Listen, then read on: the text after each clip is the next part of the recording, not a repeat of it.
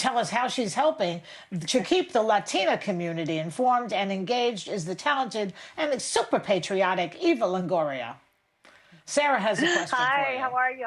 Hi, Eva. We always love having you here on the show. You exude such girl power that's very on brand for us as a panel of women, and you do so much work with your activism, your acting and directing, and a lot of it is women-focused.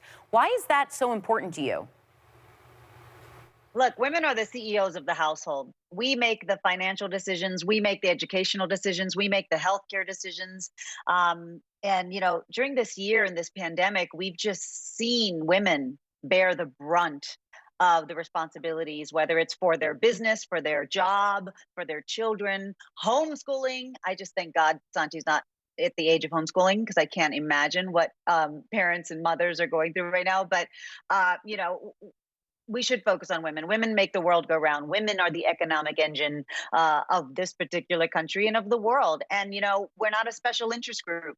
We are half the population of the globe. So, Eva, let's talk a little bit about the DNC. You've been at the DNC on multiple occasions, and I guess some Republicans forgot to Google you. We saw during the convention that Marco Rubio came after you. He tweeted, "Brilliant move. No one is more in touch with Americans, with the challenges and obstacles by everyday Americans than actors and celebrities," which I thought was really funny, given that their nominee is an actor and celebrity and show host, so they must have forgotten who they've nominated.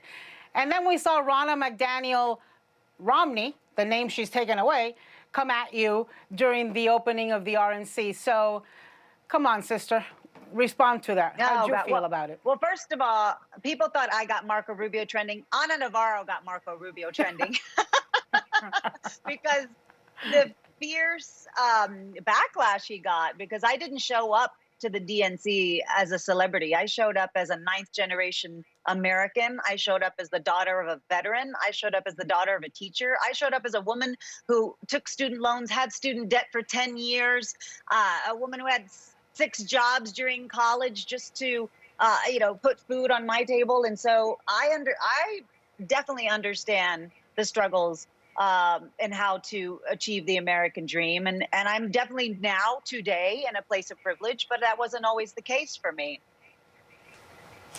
Eva, the other day I referenced a poll from NBC that shows Biden severely underperforming with Florida Latinos. In 2016, that demographic preferred Hillary Clinton over Trump by a huge margin. It's almost 20 points.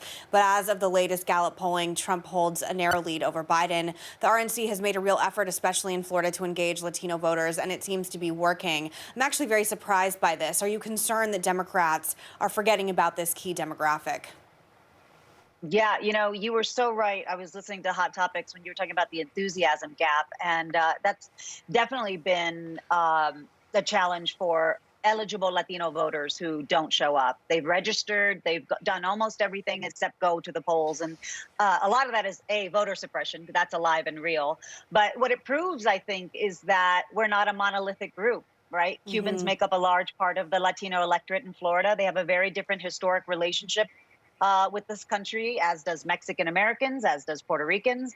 I will also say Florida is the only state that Biden is trailing with Latinos. And, I think at the end of the day, the only poll that's going to matter is the one on November 3rd. President Trump's assault on the Latino community and Latino dignity started the very first day of his campaign, and that's continued in the last 4 years, putting children in cages, betraying dreamers, underfunding schools and communities of color, the neglect of Puerto Ricans after Hurricane Maria. So I think at the end of the day, we're a very smart community. We will not be voting fear-based. We're going to be fighting with the candidate who shares our values of family and the candidate who's going to provide economic mobility. Because here's the other thing that people take for granted is that Latino issues are immigration and citizenship. The number one issue for Latinos is the economy. Yes. We want to make sure there's an infrastructure of opportunity for us to achieve economic mobility. That's what we want for our children and our families. And, at the end of the day, we're going to side with the candidate who's going to provide that infrastructure. And I think we know who it is. Thank you for reminding people about Puerto Rico.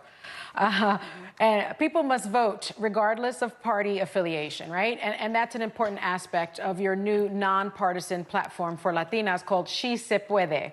Can you tell us about it?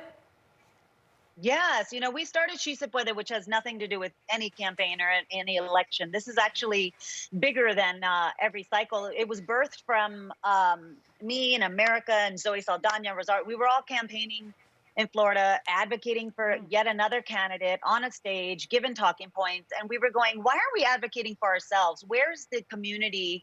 And not only of Latinos, but specifically Latinas, because we're fierce and we're powerful. We want to lift each other up. So we wanted to build a digital community, a lifestyle, a platform that allows Latinos to see our power, believe in our power, and to act on that power. And that's in many ways, whether it's learning to open a small business, getting informed about a new workout, a cooking recipe, or civic engagement. And so the platform is going to be really exciting because it's going to inspire and affirm and inform Latinas to leverage our power in a way that can transform our lives.